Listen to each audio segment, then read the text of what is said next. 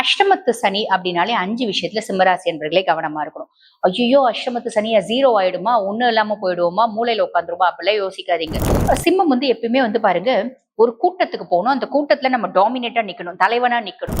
ராகு பகவான் 7ஆம் பாவம் களத்திர ஸ்தானத்துல ராகு. ஐயோ களத்திர ஸ்தானத்துல ராகு, பயப்பட வேண்டாம். குருனோட பார்வை இருக்கு, குரு சண்டால யோகம் இருக்கு. இது எப்படின்னா, நீங்க சிம்மராசி ஜென்னா இருக்கீங்கன்னா மனைவி மூலியமா ஏதோ ஒரு அதிர்ஷ்டம், ஏதோ ஒரு தனப்பிராப்தி. ஆன்மீகத்துல ஈடுபட்டீங்க அப்படின்னா நீங்களே ஈடுபட்டுறீங்க, நாங்கெல்லாம் சொல்லணும்ன்ற அவசியம் இல்ல. உங்க மனதம் அமைதி பெறும் அப்படின்றது உண்மை. விடா கொண்டனா புடுங்க பாக்குறான் அப்படின்னா நீங்க கொடா கண்டனா அவனுக்கு கொடுக்க கூடாது.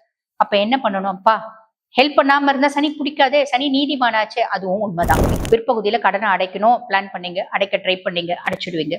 நோய் ஓரளவுக்கு ரிலீஃப் ஆகக்கூடிய ஒரு காலகட்டம். எதிரி அப்படி பெருசா யாரும் இருக்க மாட்டாங்க. அம்மன் அருள் டிவி நேயர்களுக்கு வணக்கம். நான் டாக்டர் தீபா லாலன். இன்னைக்கு நம்ம என்ன டாபிக் பத்தி டிஸ்கஸ் பண்ண போறோம் அப்படின்னா, 2026ஆம் வருடம் ஒவ்வொரு ராசிக்கும் என்னென்ன மாதிரி பலன்கள் வரப்போகுது அதை தான் பார்க்க போறோம். இந்த பதிவை ஸ்கிப் பண்ணாம பாருங்க. காரணம் என்ன அப்படின்னா, இந்த பலன்கள் பாத்தீங்கன்னா நாங்க 2 பகுதியா சொல்லுவோம். அந்த 2 பகுதியை ஏங்க சொல்றீங்க அப்படின்னா, 1/6/2026 குரு பகவான் பாத்தீங்கன்னா மிதுனத்துல இருந்து கடகத்துக்கு பயிற்சி ஆகிறார். அப்ப 1/6/2026 வரைக்கும் மிதுனத்துல அமர்ந்து ஒரு விதமான பலன்களும், அதுக்கப்புறம் கடகத்துல பயிற்சியான பின்னாடி ஒரு விதமான பலன்களும், அதே மாதிரி பாத்தீங்கன்னா கடகத்துல பயிற்சியான பின்னாடி குரு பகவானோட 9ஆம் பார்வை சனி மேல படியும். அதனால பலன்கள் பாத்தீங்கன்னா கொஞ்சம் டிஃப்ரெண்டா வரும். அதாவது முற்பகுதி ஒரு விதமான பலன்களும், பிற்பகுதி ஒரு விதமான பலன்களும் வரும். ஆக வீடியோவை ஸ்கிப் பண்ணாம பாக்குறீங்க அப்படின்னா மட்டும்தான் உங்களுக்கு பலன்கள் உங்க ராசிக்கு என்னென்ன மாதிரி நற்பலன்கள் வரப்போகுது அப்படின்றது தெரிஞ்சுக்க முடியும். அதே மாதிரி என்னென்ன விஷயத்துல நம்ம கொஞ்சம் ஜாக்கிரதையா இருக்கணும், எச்சரிக்கையா இருக்கணும், அதுவும் பாத்தீங்கன்னா தெளிவா புரியும். ஆக வீடியோவை ஸ்கிப் பண்ணாம பாருங்க. சிம்ம ராசி அன்பர்கள், உங்களுக்கு இந்த 2026 முற்பகுதி எப்படி இருக்கும்? முதல்ல சனி பகவான்ல இருந்து ஆரம்பிக்கிறோம். முற்பகுதி அப்படின் போது 1/6/2026 வரைக்குமான பலன்கள். இப்ப இந்த 6ஆம் மாசம் வரைக்கும் சனி பகவான் எங்க இருக்காரு? சனி பகவான் 8ஆம் பாவத்துல இருக்காரு. இது என்ன சொல்லுவாங்க? அஷ்டமத்து சனி அப்படிம்பாங்க. அஷ்டமத்து சனி அப்படின்னாலே 5 விஷயத்துல சிம்மராசி என்பர்களே கவனமா இருக்கணும்.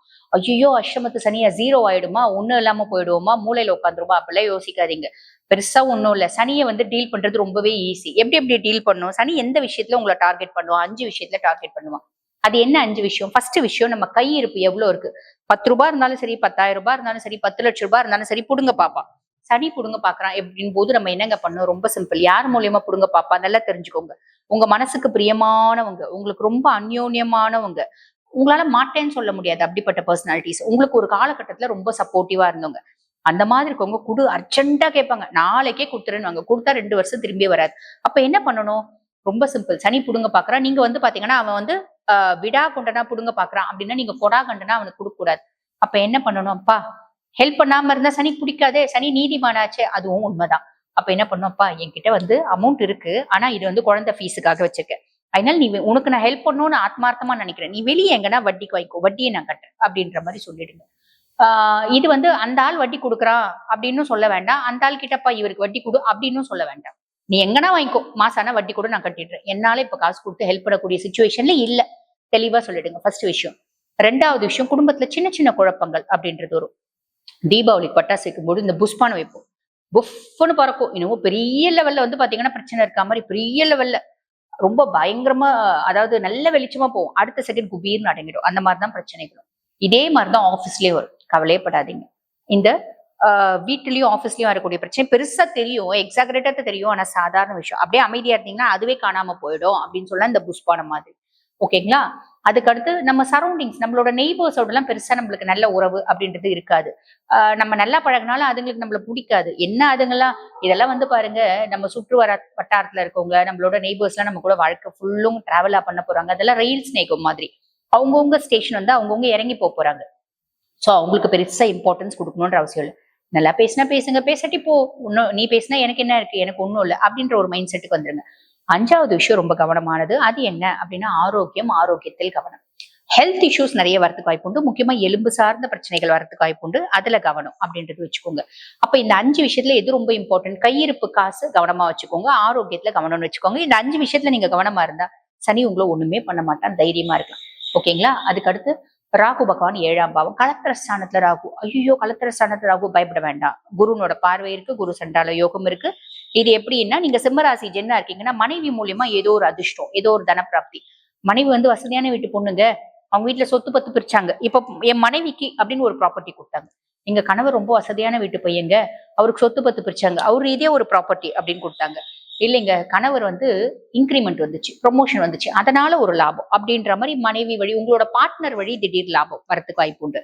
அதே மாதிரி பாருங்க, இது வந்து பார்ட்னர்ஷிப் கன்சர்னையும் குறிக்கக்கூடிய ஒரு விஷயம். அதாவது நீங்க பார்ட்னர்ஷிப் கன்சர்ன் செய்றீங்க அப்படின்னா உங்களோட பிசினஸ் பார்ட்னரையும் குறிக்கக்கூடிய பாவம் 7ஆம் பாவம். அப்ப பிசினஸ் பார்ட்னர்னால ஒரு ஆதாயம், அந்த ஆளுக்கு ஏதோ சொத்து இருந்துச்சுப்பா, வியாபாரம் பண்ணா, பிசினஸ்ல இன்வெஸ்ட் பண்ணா அப்படின்ற ஒரு அமைப்பு, இந்த மாதிரி ஏதோ ஒரு நல்லது அப்படின்றது ராகு கொடுத்துருவார். கேத்து 1ஆம் பாவம், சுயஸ்தானம் கேத்து. சுயஸ்தானம் கேத்து என்ன பண்ணுவான்? நல்லதா கெட்டதா? நல்லதுதான். எனக்கு சுவாமி கும்பிடணும்னு தோணும், கோயில் போகணும்னு தோணும், தீர்த்த யாத்திரை போகணும்னு தோணும், ஜீவ சமாதி வழிபாடு பண்ணான்னு தோணும், குலதெய்வம் கோயிலுக்கு போலான்னு தோணும், நாங்க காசி கயா இந்த மாதிரி புண்ணிய கஷேத்திரங்களுக்கு போகணும்னு தோணும்.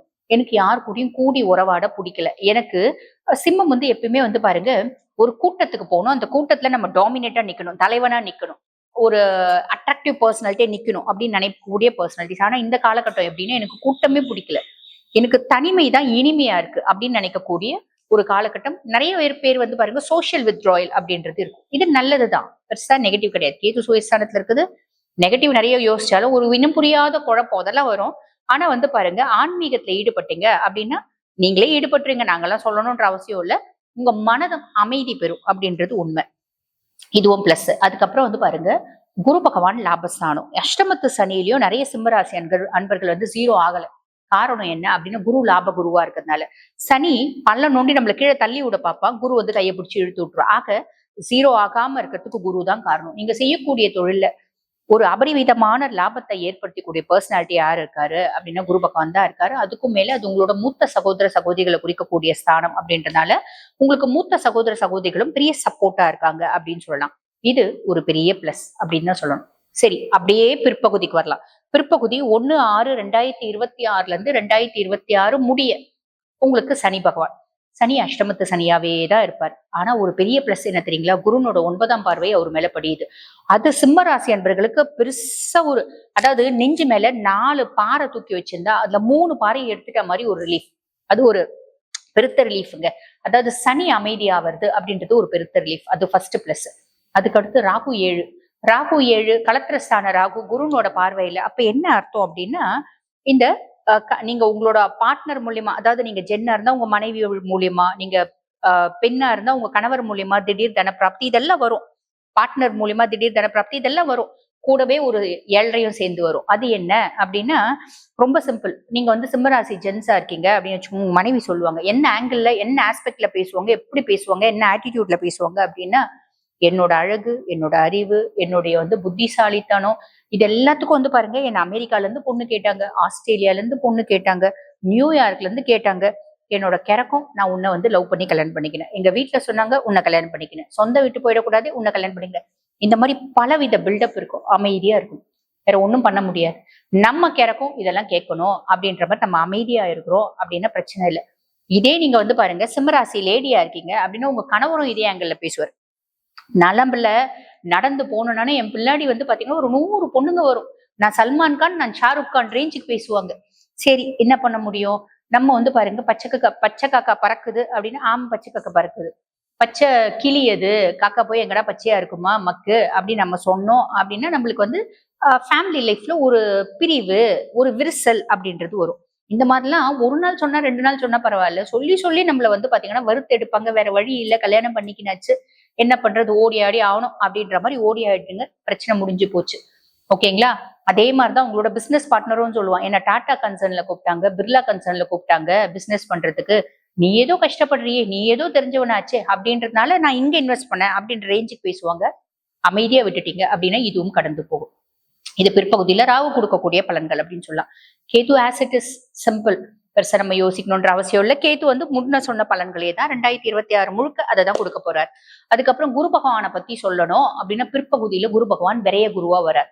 விரைய குரு அயன சயன போஜன மோட்ச விரயஸ்தானத்துல குரு பகவான்.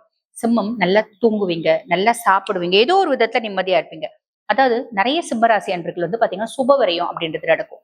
வீடு வாங்குறது, கார் வாங்குறது, சொத்து பத்து வாங்குறது, நிலப்புலம் வாங்குறது, ஏதோ ஒண்ணு வாங்குவீங்க. அட நீங்க வேறங்க, நாங்களே கஷ்டப்பட்டோம், நாங்க போய் எங்க வீடு காரு சொத்து பத்து எல்லாம் வாங்குறதுனா ஏதோ ஒண்ணு வாங்குவீங்க. அட வீட்டுக்கு ஒரு ஃப்ரிட்ஜ் வாங்கி வைக்கலாம், வீட்டுக்கு ஒரு ஏசி வாங்கி வைக்கலாம், பிள்ளைங்களுக்கு 1 கிராம் கோல்டு வாங்கலாம், இல்ல ஒரு 5 கிராம் வந்து சில்வர் வாங்கலாம், இல்ல பிள்ளைங்களுக்கு பர்த்டே பார்ட்டி செலிப்ரேட் பண்ணலாம், திருமணம் பண்ணலாம், நிச்சயதார்த்தம் பண்ணலாம், பிள்ளைங்களை வெளிநாடு அமைச்சு படிக்க வைக்கலாம். இப்படி ஏதோ ஒரு விதத்துல சுப விரயம் அப்படின்ற 100க்கு 100% வந்து பாத்தீங்கன்னா குருவே கொடுப்பாரு. இதுக்கு குருவே கேரண்டி அப்படின்னு சொல்லலாம்.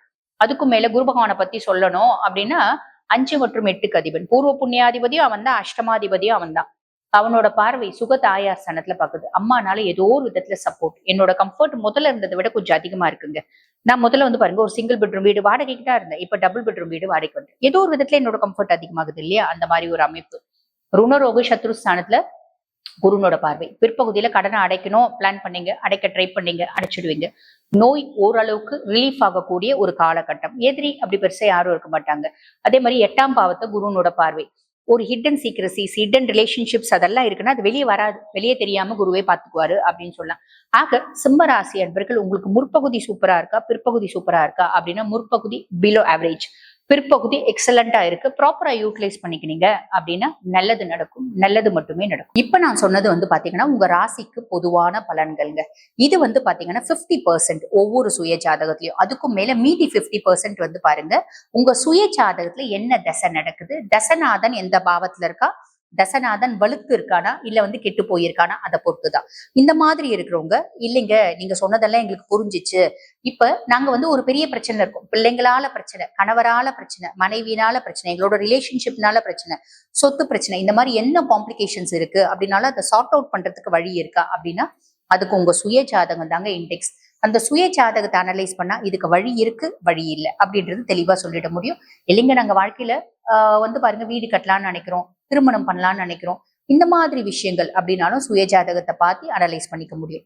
இந்த மாதிரி கேள்விகள் இருக்கு, இந்த மாதிரி விஷயத்த நாங்க தெரிஞ்சுக்கணும்னு நினைக்கிறோம், வாழ்க்கையில சில முக்கியமான விஷயங்களை முடிவெடுக்கும் தருணத்துல இருக்கோம் அப்படின்னு நான் பேசிட்டு இருக்கும்போது எங்களோட வாட்ஸ்அப் நம்பர் டிஸ்பிளேல கொடுத்துருப்பாங்க. அந்த வாட்ஸ்அப் நம்பருக்கு கால் பண்ணி அப்பாயின்மெண்ட் ஃபிக்ஸ் பண்ணி என்கிட்ட பேசிக்கலாம்.